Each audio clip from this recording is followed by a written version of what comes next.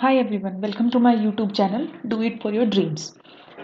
हम कर रहे हैं सितंबर मंथ की विजन आईएएस की मैगजीन, जिसमें हमने पॉलिटी वाला सेक्शन कर लिया है, आईआर का सेक्शन कर लिया है, and we were doing the economic section, जिसमें से हमने 4 टॉपिक कर लिए थे। एक था जीएसटी पे, एक था नेशनल लॉजिस्टिक्स पॉलिसी पे, एक था सेमीकंडक्टर इंडस्ट्री पे, और एक थी PM Mitra scheme. So the 5th topic is SARFAESI act.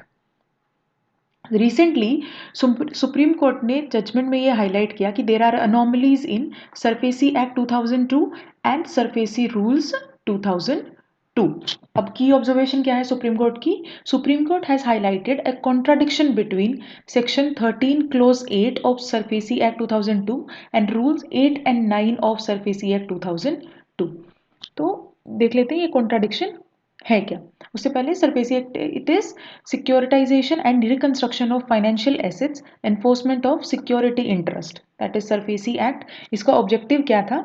It's recovering the financial institutions and banks non performing assets in a timely and effective manner. इसके साथ cooperative banks are also covered under it, and it allows the financial organization and banks to sell residential and commercial assets at the auction if a borrower defaults on his or her debt। तो अगर किसी भी financial institution ने अगर कोई loan दिया है और वो रिपे नहीं हो रहा है, तो जो सिक्योरिटी रखी गई है, जो कोलेट्रल रखा गया है, under SARFAESI act the authority और the institution has the power to sell it, जिससे वो अपना लोन का अमाउंट कवर कर सके। ओके, कुछ इससे पहले देख लेते हैं नॉन परफॉर्मिंग एसेट्स को कैसे क्लासीफाई, क्या डिनोट करते हैं। Is a classification for loans और advances of a bank that are in default और अरेरस। तो अगर कुछ पेमेंट नहीं हुआ है तो एक सर्टेन टाइम पीरियड के बाद बैंक्स या जो भी फाइनेंशियल इंस्टीट्यूशन है उन एसेट्स, उन लोगों को, उन इंडिविजुअल्स को जिन्होंने लोन लिया है, उनको NPA non performing asset declare कर देता है। So what is the contradiction? Section 13(8) ये कहता है कि borrower loses their statutory right to pay back the debt in full and recover the secured assets when the auction notice is published. तो ये section ये कह रहा है कि अगर ऑक्शन नोटिस आ गया है तो उसके बाद जो बोरोवर है उसके पास कोई राइट नहीं है अपनी प्रॉपर्टी, अपनी एसेट वापस लेने का। दूसरी तरफ रूल 8 एंड रूल 9 ये कहता है, it indicates the borrower that still have a window to redeem even after the publication up until the auction date. Rule 8 and 9 ये कहते हैं कि जब तक अगर ऑक्शन नहीं हुआ है तो बोरोवर हैज अ विंडो कि जिससे वो अपनी एसेट वापस रिडीम कर सकते हैं। अब कोर्ट का इंटरप्रिटेशन पब्लिकेशन ऑफ नोटिस में section 13 clause 8 must be read in line with the procedural step under the rules, and the borrower rights to redeem extinguish only after the proper publication of the auction notice। सो ये है difference act में और rule में। Act in short ये कहता है कि अगर एक बार नोटिस ऑक्शन का आ गया उसके बाद borrower has no right to get his और हर एसेट बैक, और वहीं रूल 8 और 9 ये कहते हैं कि he still have a window to regain his or her asset until the auction date, कि जब तक ऑक्शन नहीं हुआ है तब तक बोरोवर के पास एक विंडो ओपन रहती है टू गेट हिज और हर एसेट्स बैक। अब कुछ की फीचर्स देख लेते हैं सरफेसी एक्ट के। NPA classification and notices. Loans are classified as NPA as per the RBI guidelines with a mandatory 60-day demand notice to borrower before the auction to recover the asset. Auction से पहले 60 day का notice दिया जाता है borrower को। What are the key methods of recovery? One is securitization. It involves the transaction where risk of recovery in stress assets is distributed among the investors by repackaging such assets into the tradable security with a different risk profile. Next is asset reconstruction. The act provides for the creation of asset reconstruction companies registered under and regulated by the RBI. तो ये ARC companies कैसे regulate होती है? Under RBI. And asset reconstruction companies, they are the financial institution जो क्या करता है, buy the non performing assets और the bad asset from the bank and the financial institution so that the latter can clean up their balance sheets. जैसे कुछ time पहले एक concept भी चला था बैड बैंक्स वाला, तो बैड बैंक क्या करते हैं, सेम वही, वो भी एक कैटेगरी थी एसेट रिकंस्ट्रक्शन कंपनी की। कि फॉर एग्जांपल कि अगर एक तरफ है एसबीआई, एक तरफ है HDFC या बहुत सारे अगर बैंक हैं। अब SBI के पास XYZ कोई एक अमाउंट है जो नॉन परफॉर्मिंग एसेट्स है, HDFC के पास XYZ एक नॉन परफॉर्मिंग एसेट्स है। तो बैड बैंक या फिर एसेट रिकंस्ट्रक्शन कंपनीज क्या करेंगे, ये सारी बैड एसेट्स या फिर नॉन परफॉर्मिंग एसेट ये कहाँ जाएंगी, ARC के पास जाएंगी, जिससे SBI की बैलेंस शीट क्लीन होगी, HDFC की बैलेंस शीट क्लीन होगी, मतलब वहाँ पे नॉन परफॉर्मिंग एसेट्स बहुत कम दिखेंगी। अब इतने सारे फाइनेंशियल इंस्टीट्यूशंस को बहुत सारे नॉन परफॉर्मिंग एसेट्स दिखाने से अच्छा है कि कोई एक इंस्टीट्यूशन ऐसा बनाया जाए जहाँ पे सारी नॉन परफॉर्मिंग एसेट्स होंगी। So that is basically an asset reconstruction company. Next is court free enforcement. Secured creditors like banks and financial institutions, they can take the possession and sell the assets except किसके लिए, agricultural land under section 13 without the judicial approval. कि अगर agricultural land के अलावा दूसरी कोई भी assets है तो it can be sold by the financial institution. अगर agriculture land है तो under section 13 judicial approval is mandatory. Next is central database. It established a central registry for the registration of transaction of securitization and reconstruction of financial asset. तो ये central database भी one of the key feature है SARFAESI Act का. Next is borrower rights. Borrowers can approach the debt recovery tribunal to rectify their grievances against the creditor or the authorized officer. अब ये debt recovery tribunal they are established under the recovery of debt and bankruptcy act. तो इसके against appeal कहाँ जाएंगी, DRT में जाएगी, tribunal में जाएंगी. नाउ वर्किंग देखते हैं. After the declaration of account और एन एसेट एज NPA, कि अगर एक बार कोई भी अकाउंट या एसेट एज डिक्लेयर हो गया as NPA, non performing assets, banks and financial institutions direct the defaulting borrowers to discharge their liability within a period of 60 days. ये हमने ऊपर भी देखा था, यहाँ पे क्लासिफिकेशन एंड नोटिस में मैंडेटरी 60 डे का पीरियड नोटिस दिया जाता है बोरोवर को. जब वो फेल कर जाता है इस पे कंप्लाई करने से या इस पे रिवर्ट करने से, when fail to comply with the notice, the bank और the financial institution then takes the action, जो होता है ऑक्शन का. तो मैंडेटरी रिक्वायरमेंट क्या है, 60 डेज के पीरियड की. Now there are few challenges and issues associated with the SARFAESI Act. First है exclusion of certain borrowers. This act is not applicable on loans under 1 lakh or in cases where 80% of the loan has already been repaid. अब problem यहाँ नहीं है, problem है यहाँ कि 1 लाख छोटा amount है, तो हम ये नहीं कह रही कि ये ऐसे कर देना चाहिए, नॉन परफॉर्मिंग एसेट्स बना देनी चाहिए, बट ज़्यादातर अगर कोई लोन बहुत बड़े अमाउंट का होगा जिसका जो रिमेनिंग 20% है वो भी इसका 10 गुना भी हो सकता है, इसका 50 गुना भी हो सकता है. So it does not deal with these two categories. First is कि अगर लोन 1 लाख से कम का है या फिर जहाँ पे 80% तक का पेमेंट हो चुका है. Next is procedural and judicial delays. Borrowers often approach the DRT to seek a stay on the possession proceeding. कि अगर 60 डेज का नोटिस आ गया, अगर उतने टाइम के अंदर पेमेंट नहीं हो रहा, तो अगर कोई 59th डे पे या 60th डे पे अप्रोच करता है DRT को, तो that can create the delay. Next is complexity in asset recovery. Lenders face the challenges in identifying and liquidating the collateral, like transfer of assets to the third party. तो कि जो borrower था उसने अपनी asset transfer कर दी किसी third party को, पर फाइनेंशियल इंस्टीट्यूशन किसके साथ डील कर रहा था, बोरोवर के साथ डील कर रहा था, तो थर्ड पार्टी, अब एसेट किसकी होगी, थर्ड पार्टी की. तो there are some complexities in the asset recovery. Sorry. Next is suboptimal performance of asset reconstruction companies. Banks and financial institutions could recover only about 14.29% of the amount owned by the borrowers in stress assets sold to ARC. ये financial year 2004 से 2013 तक का data कहता है कि ARC can only be able to recover the 14.29% of the entire amount. Next is socio-economic impact. Forced asset dispossessions can lead to the loss of livelihood, increased indebtedness, and social instability, highlighting the need for a balanced recovery framework. Next is infringement of borrower's right. क्या? Misusing of powers by the creditors, dispute in the valuation of assets, exclusion of unsecured creditors. So these are the challenges and issues with the SARFAESI Act.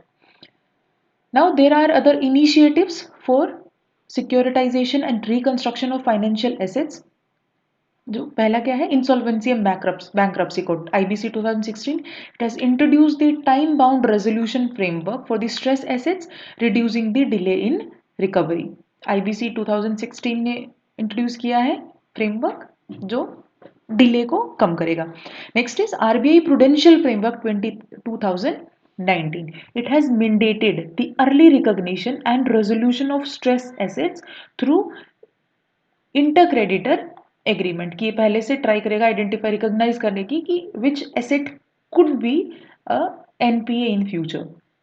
Next is National Asset Reconstruction Company Limited 2021. A government banked, same देखो ये आया, bad bank to aggregate and resolve the high value NPAs की. बहुत सारे banks, financial institutions की balance sheet में non performing asset दिखाने से अच्छा कि सारी नॉन परफॉर्मिंग एसेट्स या majority of the non performing assets transfer कर दी जाए किसी एक फाइनेंशियल इंस्टीट्यूशन में. So bad bank is a financial institution set up to take over and manage non-performing assets or bad loans from the struggling banks. And Indradhanush plan for revamping the public sector banks. So these are issues. These are initiatives led by the government. So what can be the way forward? We should harmonize the law and rules. Supreme Court has urged the Ministry of Finance to make necessary changes to resolve the anomaly issues जो act और rules में आ रही है. Harmonization with the IBC. The SAFESI Act should be harmonized with IBC to ensure a cohesive and comprehensive framework for the resolution of stressed asset. देखो जब तक collaboration या एक इंटीग्रेट करके काम नहीं होगा तब तक things will not be solved, issues will still be there. Technology integration की जरूरत है. AI और डेटा एनालिटिक्स को हम यूज कर सकते हैं फॉर एसेट वैल्यूएशन या monitoring. Specialised debt recovery tribunals with enhanced operational capacity to expedite the resolution of disputes, and the international best practices like जैसे UK's Insolvency Act incorporates data protection measure alongside the creditors right. तो वो दोनों parties की तरफ देखता है. Ensuring that recovery does not disproportionately harm the individual or the small businesses. So best practices हम lesson ले सकते हैं best उन countries से who are doing very good and having very less number of NPAs. So look at the conclusion. Supreme Court's ruling clarifies redemption rights and reinforces the purchaser protection under SAFESI Act, but inconsistencies between the Act and its rules continue to create the uncertainty. Streamlining these provisions, strengthening institutional mechanism like DRTs and ARCs is essential to ensure the quicker resolution of non-performing assets. So that was all about the SAFESI Act 2002. So next topic is Pradhan Mantri Matsya Sampada Yojana. It has completed 5 years of its launch. कब आई थी? Starting में genesis क्या है, पहले 2010 में आई थी by department of fisheries under the union ministry of fisheries, animal husbandry and dairy. Objective क्या था? To address the critical gap किसमें? In fish production and productivity, quality, technology, post harvest infrastructure and marketing. अब it has implemented in all the states and union territories for the 5 years. जिस update की हम बात करें 2020 से 21 से लेके 24-25 तक एक्सटेंड तक इम्प्लीमेंट किया गया था सारे स्टेट्स एंड यूनियन टेरिटरीज में, and extended up to the financial year of 2025 and 6. So nodal agency national fisheries department board. किसके लिए? Training, awareness, capacity building programme सारे कौन देखता है? NFDB देखता है. It is an umbrella scheme with 2 separate components. अब first क्या है? Central sector scheme, fully funded and implemented by the central government. देखो जब हम स्कीम्स देखते हैं तो एक होती है सेंट्रली स्पॉन्सर्ड स्कीम और एक होती है सेंट्रल सेक्टर स्कीम. जो सेंट्रल सेक्टर स्कीम होती है वो सारी की सारी फंडिंग कहाँ से आती है? सेंट्रल गवर्नमेंट से आती है. और जो सेंट्रली स्पॉन्सर्ड स्कीम होती है वो सेंट्रल गवर्नमेंट और स्टेट गवर्नमेंट दोनों के कोलैबोरेशन से चलती है. अब मैं इसको जैसे याद रखती हूँ कि सेंट्रल सेक्टर मतलब ये कंप्लीटली किस सेंट्रल एजेंसी या सेंट्रल गवर्नमेंट के अंदर आएगा, उनके सेक्टर की स्कीम है. स्पॉन्सर्ड मतलब अब स्पॉन्सर तो हम किसी को भी कर सकते हैं, तो ये हो सकता है स्टेट्स में आए पर इसमें रिस्पॉन्सिबिलिटी और फंडिंग दोनों शेयर होगा किसमें? सेंट्रल गवर्नमेंट में और दी स्टेट गवर्नमेंट में. So centrally sponsored scheme and central sector scheme. Sponsored में partially supported by the central government and implemented by the states. तो ये देखता है enhancement of production and productivity. First thing. Second is infrastructure and post harvest management, and third is fisheries management and the regulatory framework. So एक comparison कर लेते हैं targets और achievements का. अगर फर्स्ट क्राइटेरिया हम देखें, fish production and fish productivity. Target enhance aquaculture productivity from the national average of 3 to 5 ton per hectare. अब aquaculture productivity has increased to 4.7 ton per hectare as of February 2025. So to a large extent it has achieved. Enhancing per capita fish consumption from the current 5 to 6 kg to 12 kg. Per capita fish consumption has increased from 5 to 6 kg to 12 to 13 kg. ये data दिखा रहा है till Feb 2025. Now, India has emerged as the second largest fish producer in the world, contributing nearly 8% of global fish production. Next, अगर हम target और achievement की बात करें तो इकोनॉमिक वैल्यू एडिशन में reduction of post harvest losses from the reported, पहले क्या था 20 to 25% तक जो लॉस हो रहे थे, it was targeted to reduce to 10%. Now it has been reduce to 10 to 15% as of December 2024. And the third criteria is enhancing income and employment generation, generating 55 lakhs direct or indirect employment opportunities. And as of December 2024, 58 lakh employment opportunities has been created related to the fishing or aquaculture activity. So more or less all the targets have been achieved. Now there are few key initiatives under Pradhan Mantri Matsya Sampada Yojana. First is empowering women in fishery. So by providing 60% of total project cost as the financial assistance under the beneficiary oriented activities and the entrepreneur model. So 60% or up to 1.5 crore per project to empower the women. Next is building climate resilience. Department of Fisheries had identified 100 coastal fishermen villages as the climate resilient coastal fisherman village. Boosting the productivity through biofloc technology. It is a sustainable aquaculture method that recycles the nutrients in water using the beneficial microbes. तो यहाँ पे भी sustainability की बात हो रही है. Next is strengthening the post harvest and marketing ecosystem. 2,195 fisheries cooperative as the fish farmers producer organizations have been supported with a project outlay of around 545 crores. तो जो कोऑपरेटिव सोसाइटीज थी उनको as a full fledge organisation develop करके उनको support किया जा रहा है through the central and state government. Next is strengthening the value chain and resilience. अब कैसे? Pradhan Mantri Matsya Kisan Samridhi Sah Yojana is a central sector sub scheme under the Pradhan Mantri Matsya Sampada योजना इन 2024 फॉर 4 years. तो इसके अंडर और स्कीम्स को लाके उनके अंदर बेनिफिशरीज की नंबर ऑफ बेनिफिशरीज को इंक्रीज किया जा रहा है. कुछ इंपॉर्टेंट इनिशिएटिव्स हैं taken for fishery sector. First is blue revolution scheme launch हुई थी 2015-16 में. ऑब्जेक्टिव क्या था? To increase the fisheries production and productivity.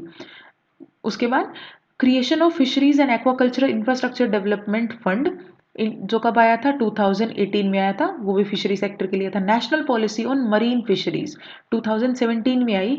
It places a strong emphasis on sustainability. And geographic information system GIS technology किसके लिए?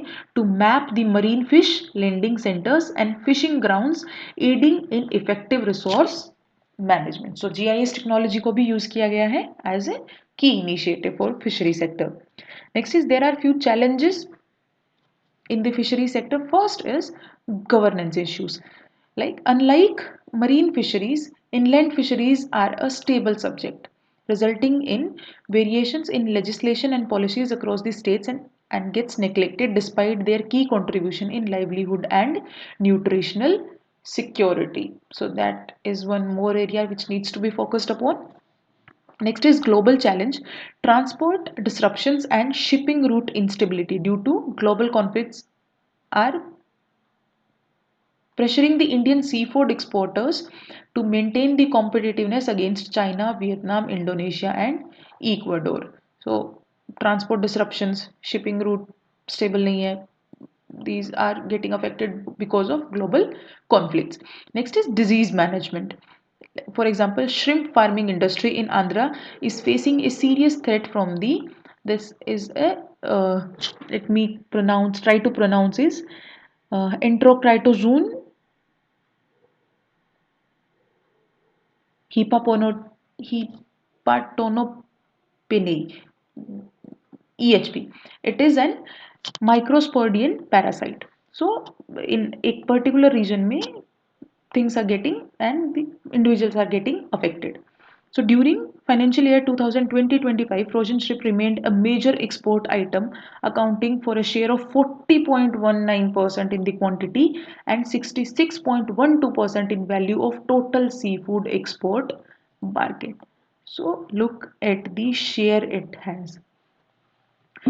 Next is environmental damage from disaster or accidents. सो जैसे Kochi coast पे हुआ था कंटेमिनेटेड वाटर एंड सेडिमेंट्स. सो क्योंकि हम अगर sustainability की बात कर रहे हैं तो इश्यूज तो हैं. अब उन इश्यूज को देखेंगे तभी हम इन्वायरमेंट डैमेज को कम कर सकते हैं. ये तो हो गई जनरल सस्टेनेबिलिटी की बात. And there are effects because of disasters also and accidents also. So these are challenges कुछ गवर्नेंस से रिलेटेड हैं, कुछ इंडिविजुअल से रिलेटेड है, कुछ इन्वायरमेंट की वजह से हैं, कुछ कंट्रोलेबल है, कुछ अनकंट्रोलेबल फैक्टर्स हैं. So what can be the way forward? Should promote the research farmer partnership. Like ICR, Indian Council for Agricultural Research, CIBA organized a training program on the effective management of shrimp disease, जो HPM उससे related training programme organise किया गया है to deal with the challenges. Promote the sustainability in the global market. Centre has initiated steps to secure the global eco labelling tag for Lakshadweep tuna fisheries using traditional fishing methods. We can fetch the premium prices benefiting the artisanal fisheries. तो global market में भी हम promote कर सकते हैं. Next is parliamentary standing committee on agriculture has recommended to establish an Indian council for fisheries and aquacultural research, जो क्या करेगा to facilitate focused and in-depth research but also address the challenges faced by the fishery sector. की research के साथ साथ also focus on the challenges and enforce the minimum legal mesh size regulation for regulations uniformly and ban the destructive fishing methods. तो क्योंकि ताकि हम future में भी इसको सिक्योर कर सकें. So to ensure the sustainable use and conservation of fisheries while balancing the economic, social and environmental priorities, it is recommended to focus on the capacity building and adapt a participatory management approach supported by interdisciplinary and inter-institutional cooperation and collaboration.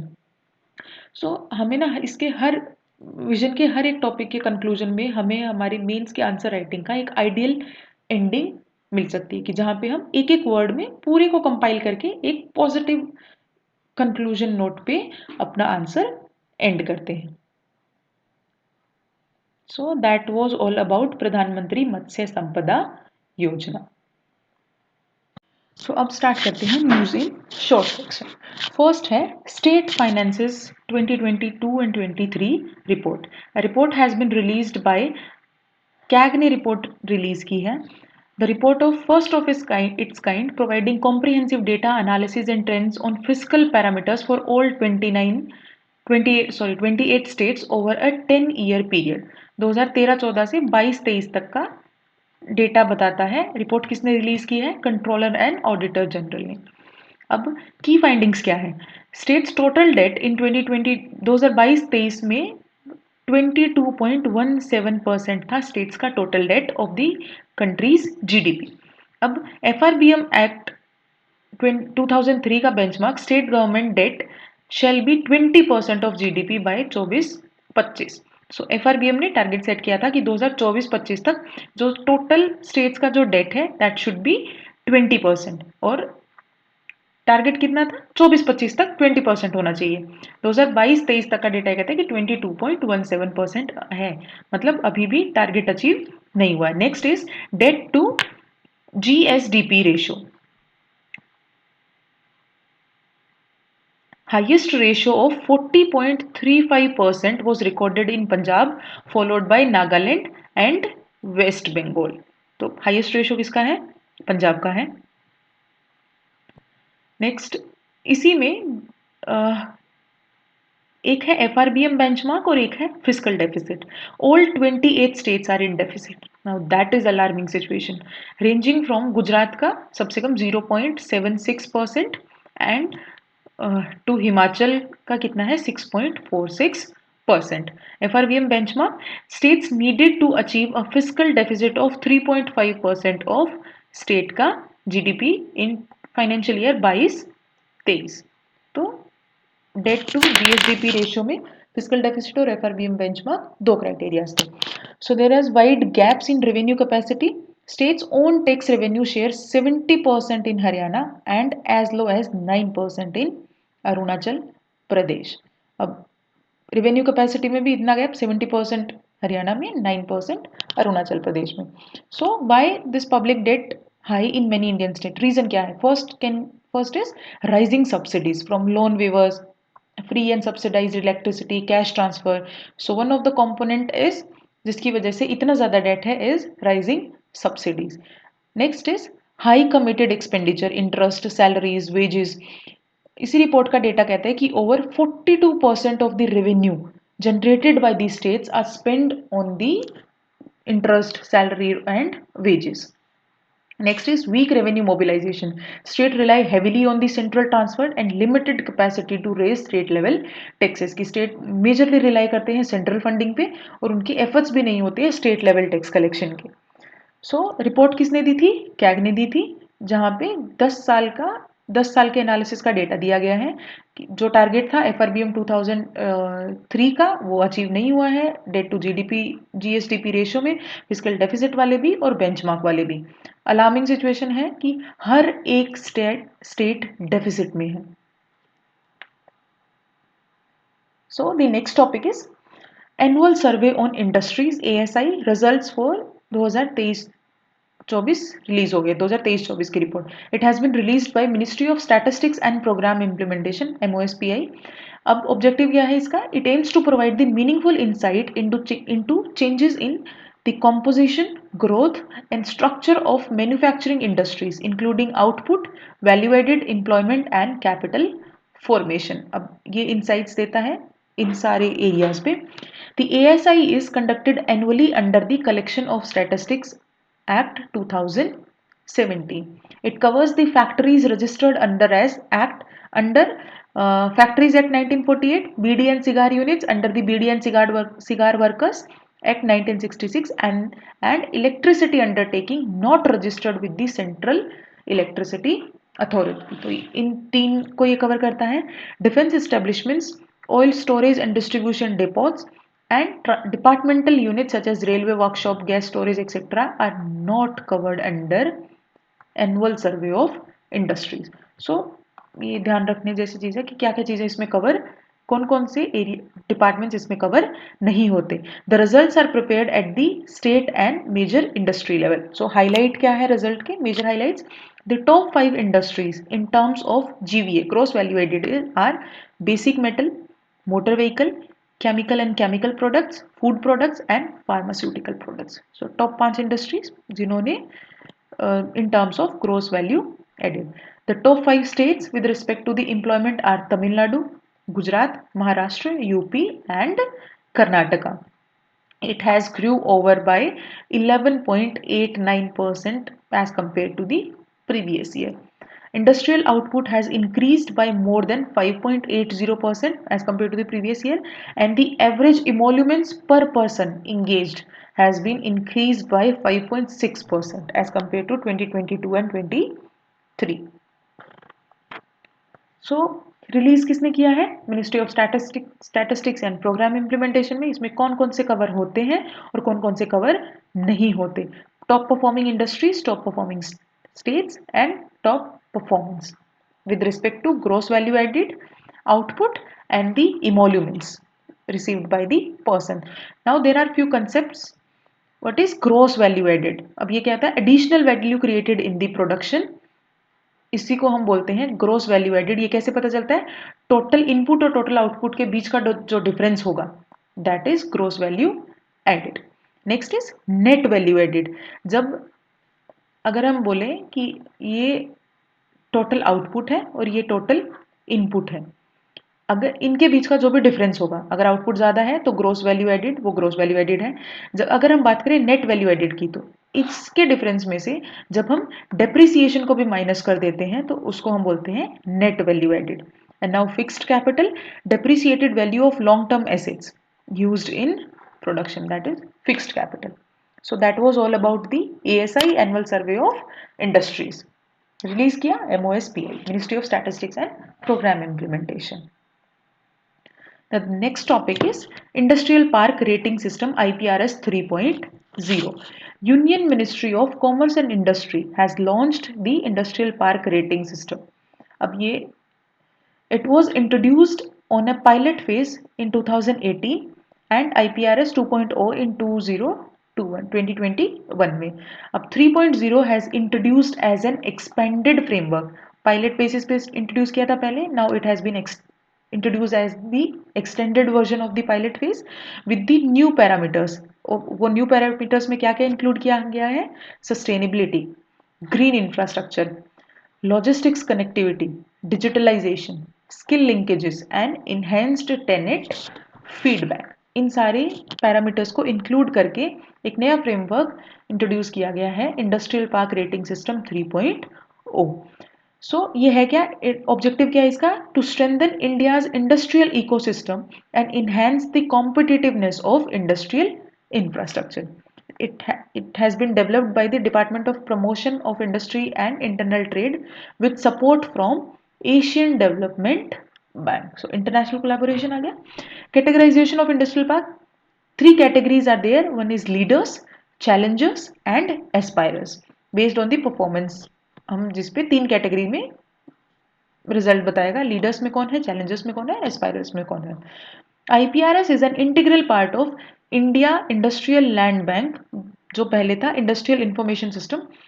India industrial land bank serves as one stop platform. किसके लिए? For all the industrial information by mapping the entire industrial infrastructure across the nation on the GIS platform.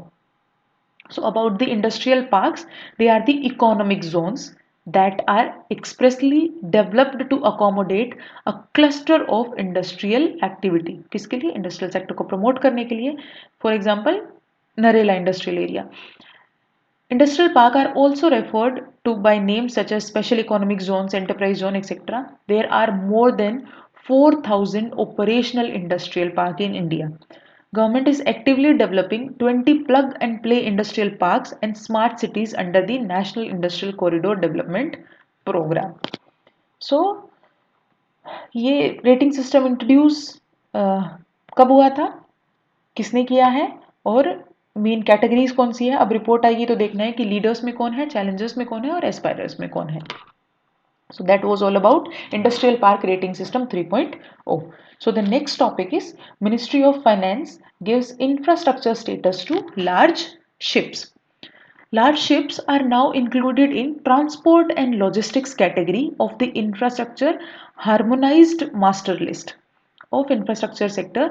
It aimed to strengthen the domestic shipbuilding and the marine industry. So large ship अब किसकी category में आएंगी? Transport and logistics की category में. So a large ship is defined as a commercial vessel. कौन सी large ship को ये डिफाइन किया ये टैग दिया जाता है? Having a gross tonnage GT of 10,000 और more under the Indian ownership and flag, या फिर having a GT of 1,500 or more which are built in India and are under Indian ownership and flag. So significance क्या है इसकी inclusion का? Can have the access to infrastructure, lending at easier terms with enhanced limits, access to larger amounts of funds as the external commercial borrowing ECPs, viability gap funding and the tax incentive, specifically ये भी transport sector को boost करने के लिए. Now the planned initiative for strengthening the shipping sector. Bharat Container Shipping Line under the Shipping Corporation of India. Next is Coastal Green Shipping Corridor. Kandla to Tricon will develop the first. Sagarmala Startup and Innovation Initiative and Marine Innovation Hub. So there are these initiatives. बस ये पता होना चाहिए कि किस sector से related है. What is the status of India's shipping sector? Foreign dependence देखें तो 95% of India's trade relies on foreign ships and India pays nearly $75 billion every year to the foreign shipping companies for shipping services. जब हम हमारी large ships को अब इस transport वाली category में ला रहे हैं तो may be this will be reduce from now onwards. Next is share in shipbuilding. India currently accounts only for 0.06% of global shipbuilding. Target क्या है? To become one of the top 5 shipbuilding nations by 2047, and according to Marine Amritkal Vision 2047, government foresees an investment of $54 trillion into building the indigenous shipping and shipbuilding capabilities by 2047. ये target है. अब issues क्या है? Capital constraint है, high borrowing cost, ageing fleet है, tax anomalies हैं, tax differences हैं, skill gap है, etcetera. These are the challenges. So key highlight क्या थी कि लार्ज शिप सबसे इंक्लूड होंगे ट्रांसपोर्ट एंड लॉजिस्टिक्स की कैटेगरीज में. कुछ इनिशिएटिव्स के बारे में आइडिया होना चाहिए. अब इंडिया के स्टेटस के बारे में पता होना चाहिए कि 95% ऑफ द ट्रेड इंडिया का रिलाई करता है फॉरेन शिप्स पे और India nearly paying this much of amount to the foreign shipping company. So that was all about it. So the next topic is Cabinet approves package to boost shipbuilding. The package introduces a four-pillar approach designed to किसके लिए?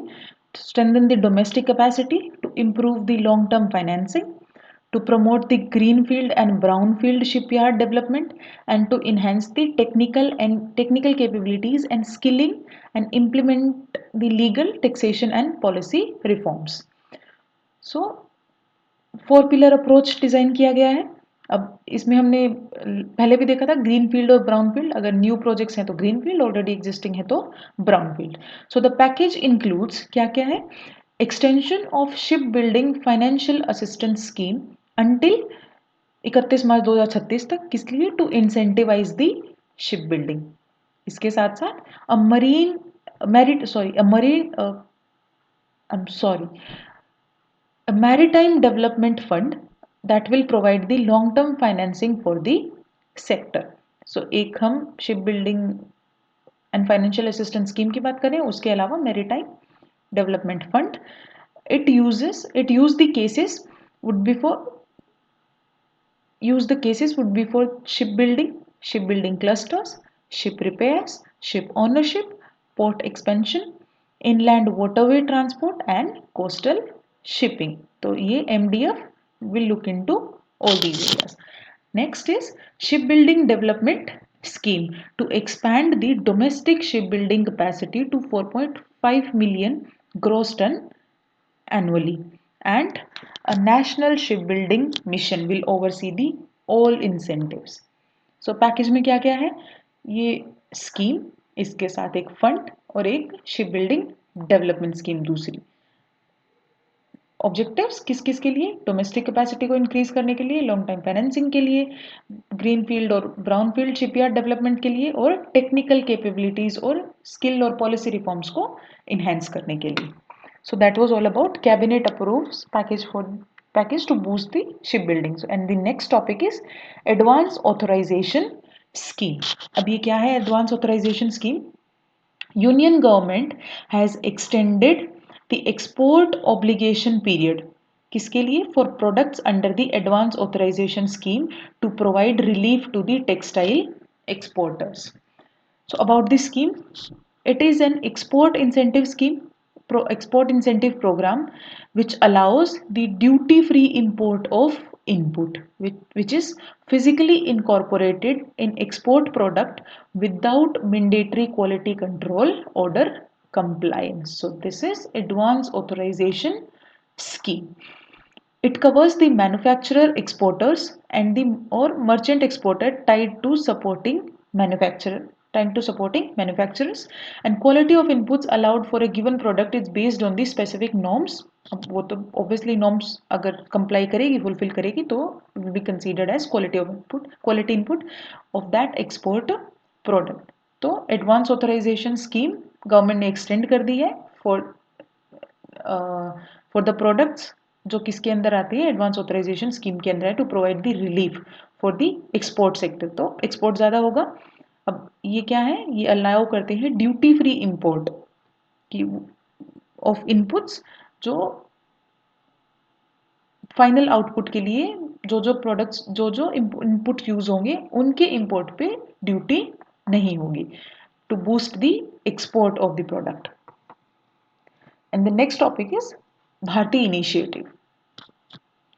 APADA has launched the Bharti to support the agri-food startup and boost the India's agri-food export. So पहले तो ये APEDA क्या है, ये है Agriculture and Processed Food Products Export Development Authority. So what about the Bharti scheme? It stands for Bharat's Hub for Agri-Tech, Resilience, Advancement and Incubation for Export Enablement. अब इसके objective क्या है? It aims to support 100 agri-food startups to achieve the $50 billion in export by 2030. The selected startups will undergo a 3-month acceleration program किस पे? On product development, export readiness, regulatory compliance and the market access. It will attract the startup working on the advanced technology जैसे AI based quality control, blockchain enabled traceability, IoT enabled cold chain and agri fintech. तो more or less अगर हम एक line में बोलें तो technology को integrate करने के ऑब्जेक्टिव से भी ये किया गया है. To drive the innovation in high value categories like GI tag for agri products, organic foods, superfoods, novel processed Indian agri foods, livestock products, Ayush products, and to resolve the export challenges related to product development, value addition, quality assurance, perishability, wastage and logistics. और इन्हीं challenges को कम करने के लिए in training या programme की बात की गई है. The role of agri startups in enhancing the agri export. So it streamlined the supply chains, reduce the post-harvest losses via cold chains, warehousing and marketing linkages. Next is technology use. It leveraged the big data, Internet of Things for precision farming and pest or weather management. Quality and processing provide the input, guidance and traceability for export ready produce, and market linkages align the products with the demand for timely export fulfillment. So quality में, market linkages में, supply chain में और technology use में role play करता है agri startup, जिसके through हम agriculture related products को के एक्सपोर्ट को बूस्ट कर सकते हैं. तो that was all about Bharati initiative. Launch किसने किया? इस अथॉरिटी का नाम और बेसिकली ऑब्जेक्टिव क्या है, कब तक अचीव करने की बात की गई है. You should be aware about the full form of Bharti. It's Bharat's Hub for Agri-Tech, Resilience, Advancement and Incubation for Export Enablement. The next topic is Global Innovation Index 2025. किसने रिलीज किया है? World Intellectual Property Organization. GII measures the innovation performances of 139 countries through investment patterns, technological progress, adoption rates and socio-economic impact. Launch हुआ था 2007 में, recognized by UN General Assembly as an authoritative reference for science, technology and innovation policies. अब इस साल की report index के highlights क्या है? इंडिया ने राइज किया है टू 38th पोजीशन. 2015 में जब आया था तब कितना था? 81st पोजीशन पे था. तो good rise, huge rise.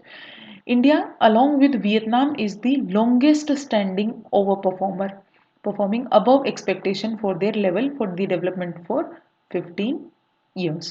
India with Vietnam has performed really well. Most innovative economies कौन सी है? Switzerland first rank है, followed by Sweden, USA, South Korea and Singapore. And top innovation clusters Shenzhen, Hong Kong, Guangzhou China and Hong Kong में, followed by Tokyo, Yokohama जो Japan है, and USA. So top innovator clusters, first China and Hong Kong, then USA, then Japan, and then USA. India has 4 clusters in top 100, जिसमें से India में top most अगर बात करें तो first Bangalore, then Delhi, Mumbai and Chennai. So 4 clusters has got the place in top 100. Next is India's initiative for improving innovation. Startup India program, well aware है हम इस चीज़ से, जिसमें क्रेडिट गारंटी, टैक्स एग्जम्पशन जैसी फैसिलिटीज़ दी गई हैं. Atal innovation mission develop the new programs and policies for fostering the innovation in different economic sectors. National Initiative for Developing and Harnessing the Innovations, Nidhi scheme. It is an umbrella program for nurturing ideas into successful startups and accelerating growth for New India's innovation. Agni Mission, Niti Frontier Tech Repository, Prime Minister's Research Fellowship schemes. So there are a few schemes to boost the innovation. Now, अगर India का innovation landscape देखें तो knowledge and technology output में international patent filings has increased to 22.2%. Scientific publications have also increased. Creative outputs में improved from 49th position to 42nd in 2025 as we compare to 2023. Strong cultural and creative services exports at the 13th rank globally. India's innovation edge किस किस में, ICT services exports first है globally हम. Domestic market scale globally हम third position पे हैं. Venture capital ecosystem fourth in late stage VC deals. Unicorn valuation 11th. Intangible assets intensity 8th. Innovation efficiency high output to input ratio. So ICT services exports में we are leading globally. So that was all about Global Innovation Index. First पता होना चाहिए release किसने किया, world intellectual property organisation. और India की rank has been increase to 38th from the 81st in 2015. Top किया है स्विट्जरलैंड ने, और टॉप इनोवेशन क्लस्टर्स में China and Hong Kong, and India के 4 cluster has been able to get the rank in top 100. So that was all about the Global Innovation Index. Next topic is World Trade Report 2025. Release किसने की है, world trade organisation ने. Recognizes the transformative potential of AI as the general purpose technology that can reshape the wealth distribution and income across the economies. So AI के potential को discuss किया गया है. World trade report नाम से idea हो जाएगा किसने रिलेट किया, वर्ल्ड ट्रेड ऑर्गेनाइजेशन ने. अब how AI can act as the catalyst for the trade and inclusive growth. कैसे एक्ट करेगा AI, फर्स्ट कैसे करेगा, reducing the trade cost and improving the productivity by optimising the logistics, streamlining the regulatory compliance, overcoming the language barriers, and improving the contract enforcement. AI could lead to 34 to 37% rise in global trade by 2040. So there is a need to harness the potential of AI. Next is by reducing the skill premium. कैसे, AI is expected to substitute the task performed by medium and high skilled workers more than those of low skilled workers. So जो ऐसे general perception बन गया ना कि AI job ले लेगा, अब लो स्किल्ड से ज़्यादा किसका काम बेटर परफॉर्म कर सकता है AI, medium and high skilled workers का, because they are mainly dealing with the analysis section, thereby reducing the relative demand for high skilled labor. तो खतरा लो स्किल्ड वालों को नहीं है, हाई स्किल्ड लेबर को है. स्किल प्रीमियम क्या है, skill premium is the wage ratio of high skilled to low skilled workers which is projected to decline by 3 to 4% globally. Next is through the knowledge diffusion. Economies more open to trade experience stronger innovation spillovers.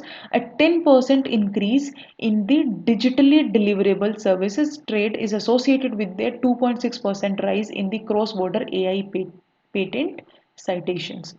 And the new development pathways. Economies rich in critical minerals or renewable energy can become the hubs for the upstream inputs like hardware manufacturing or the data hosting and other labor intensive activities like data collection and annotation.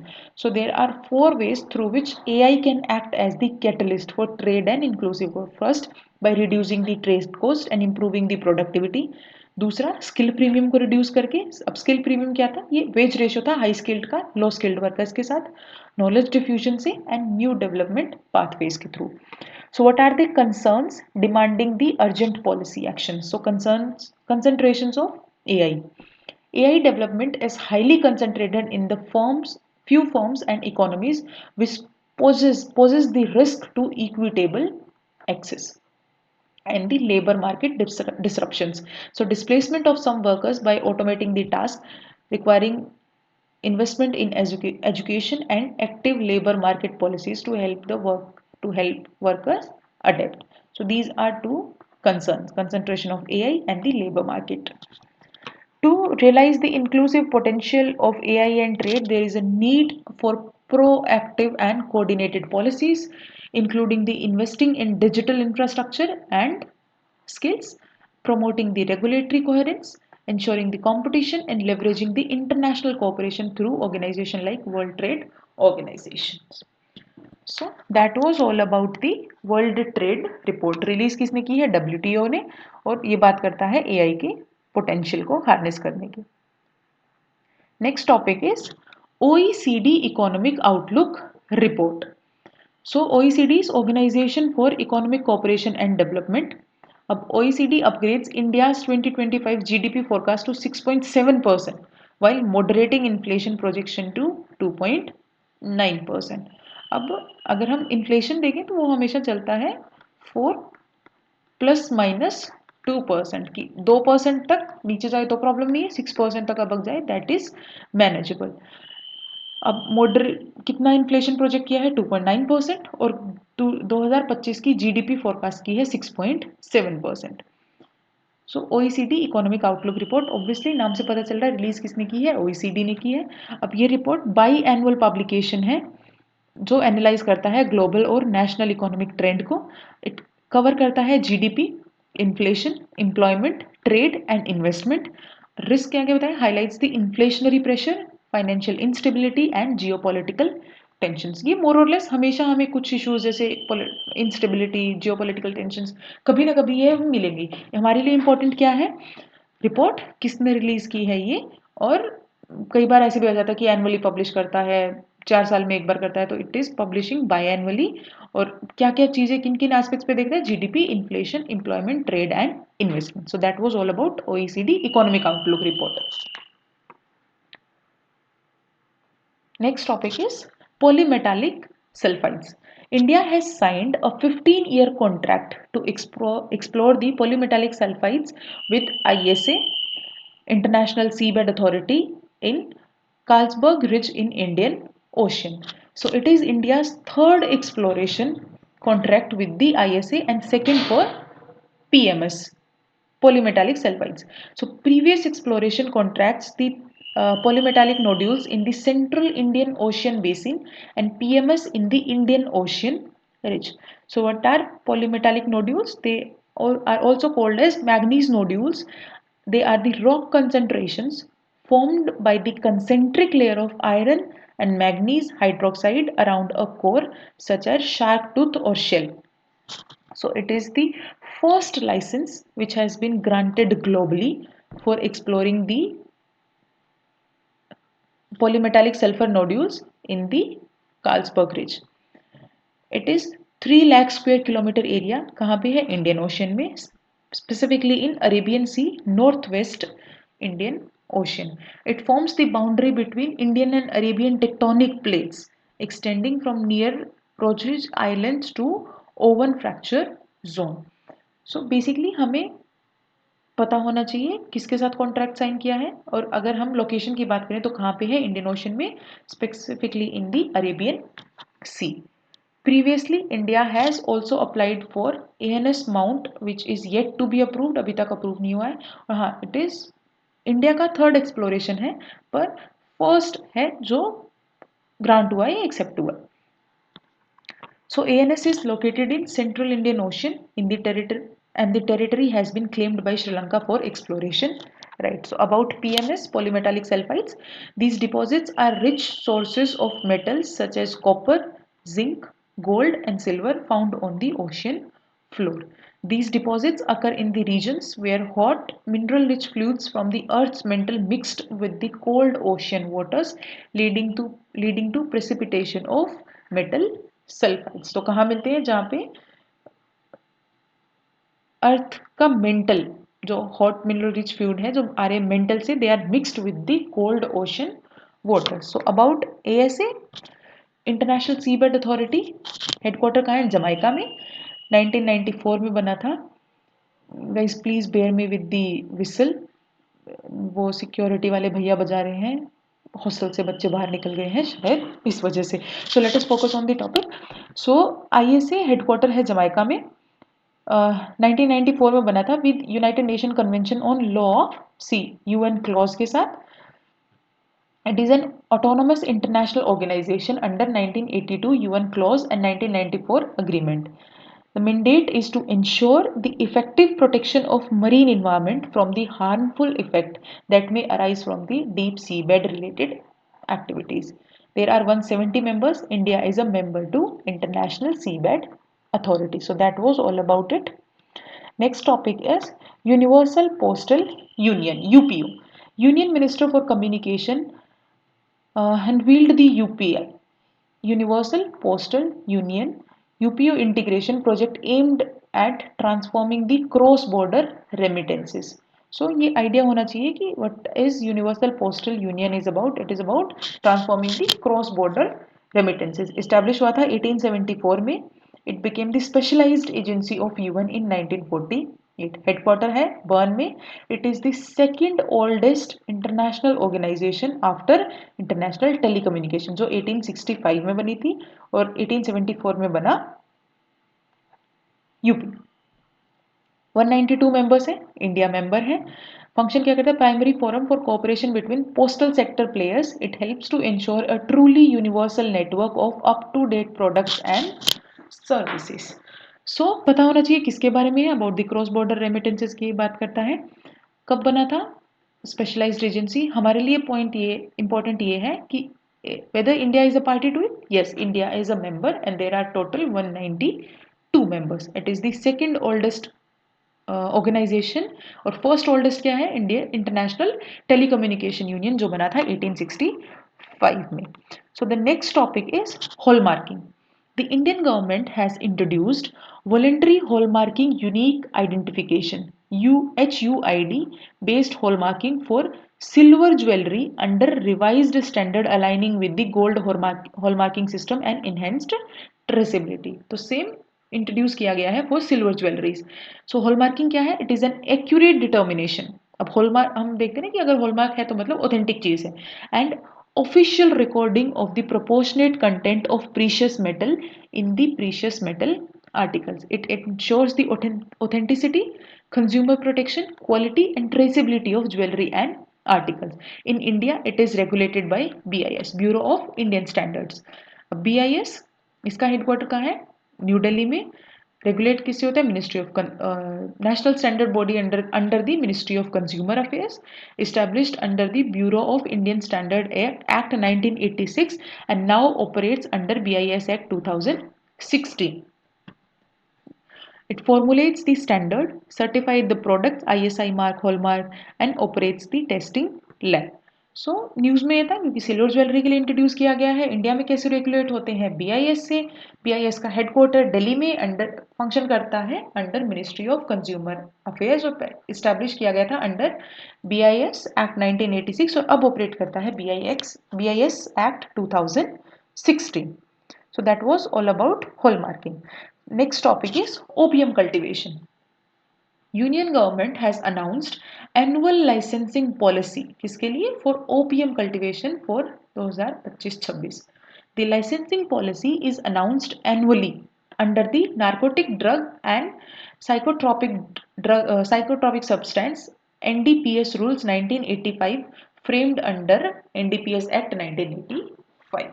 ये annually announce करता है policy about opium. Opium क्या है? It is a poppy plant is the source of opium gum, which contains the several indispensable alkaloids, naturally occurring organic nitrogen containing compounds such as morphine, codeine and theanine. Morphine is commonly used as analgesic pain relieving medicine, while codeine is used in manufacturing of cough syrup. It is also known as source of edible seed and seed oil. India is the only country जो authorized by United Nations Single Convention of Narcotic Drug to produce the gum opium. So ये important information बन जाती है कि India is the only country which is authorized by UN. 11 other countries cultivate opium poppy but do not extract the gum. तो gum only India है जो gum extract करती है. हमें बेसिकली प्रॉपर्टी पता होनी चाहिए, जैसे कोडीन मेनली यूज होता है कप सिरप में. Now let's look at the opium cultivation in India. NDPS Act allows the central government to regulate the opium poppy cultivation for the medical and scientific use. Only for medical and scientific use. Regulate कौन करती है? Central government करती है. Government annually notifies the licensed tracts currently in MP, Rajasthan and UP. Annually होता है. Presently किस किस के पास है? एमपी, राजस्थान एंड यूपी के पास. Central bureau of narcotics issues the licenses. Cultivators must sell all opium to CBN, central bureau of narcotics, at government sale price. सारा opium कहाँ सेल करने के लिए मैंडेट है? सीबीएन को. So that was all about the opium cultivation and we are done with the economy section. So अगर किसी को कोई भी डाउट हो, कोई भी सजेशन हो, write them in the comment section. और हमने एक नई सीरीज शुरू की है. We are doing the detail analysis of each and every topic और हर थीम का. अब जनरली क्या होता है कि ऐसे बहुत सारे पेजेस हैं या बहुत सारे यूट्यूब चैनल हैं जो एनालिसिस बताता है या शॉर्ट समरी करके देख देता है. इसी के लिए इसी का क्विक रिवीजन हो सके इसलिए हम एक एक टॉपिक हम कवर कर रहे हैं 1-2 या मैक्सिमम 3 मिनट के अंदर अंदर. जैसे फर्स्ट टॉपिक था क्रिमिनलाइजेशन ऑफ पॉलिटिक्स. अब अगर हम डिटेल में डिस्कस करने लगे तो it will take around 8 to 9 minutes और 10 मिनट्स अगर हम किसी एक टॉपिक में घुस गए या उसी पे ज़्यादा डिटेल. अगर कोई कॉन्स्टिट्यूशनल बॉडी सपोज जैसे आ गई तो हम उसकी डिटेल देखने लगे कौन से आर्टिकल में मेंशन है.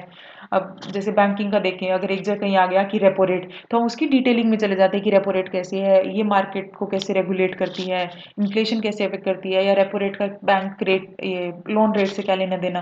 तो टाइम चला जाता है. अब इसी का एनालिसिस हम देख लेते हैं पर क्विक रिवीजन नहीं हो पाता. तो उसी क्विक रिवीजन के लिए हमने नई सीरीज शुरू की है जहाँ पे हम पूरी मैगजीन का हर एक टॉपिक कवर करेंगे क्विकली, कि जिसे 2 मिनट के अंदर अंदर पूरा टॉपिक रिवाइज हो गया. हमने सारे एस्पेक्ट देख लिए, हर एक डिटेल चीज डिस्कस कर ली. सो अगर आप एनालिसिस देख लेते हैं तो आई genuinely refer you to refer the that section also, जिससे हम quick revision कर सकें. So that was all about the economy session. Next हम करेंगे security issues. So we'll meet you in the next video. Till then, take care, study hard, and you can do it.